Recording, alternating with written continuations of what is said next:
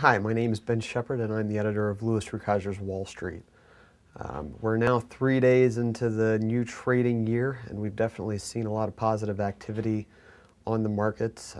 I know if you were watching the markets on the last trading day of 2009, there was a really sharp sell-off right to about the last half hour of trading.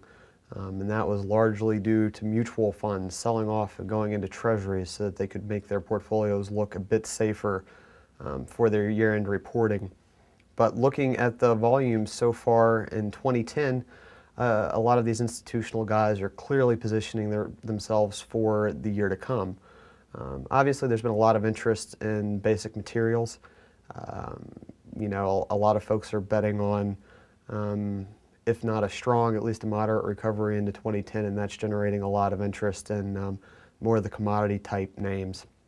Another area where we're seeing a fair amount of activity, though, with a high degree of selectivity is the technology sector.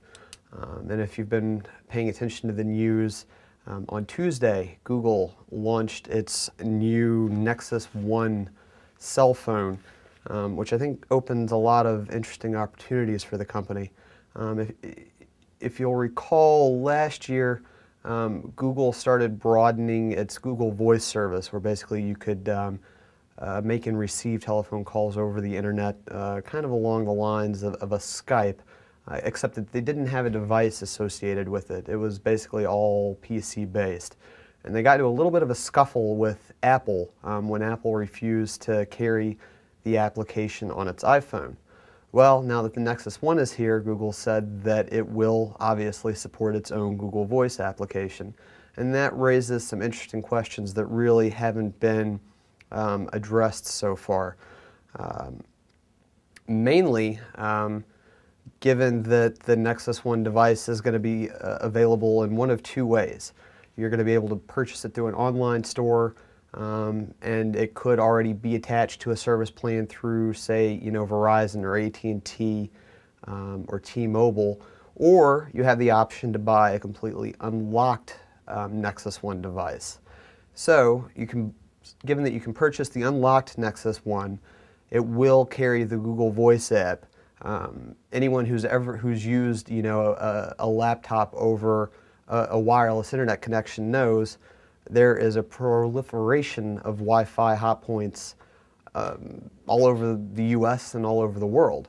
So one question that I have, and again I haven't seen it adequately addressed, is will you have to have a service plan to use the Nexus 1 device with Google Voice? If all you require is an internet connection, do you even really need a service plan?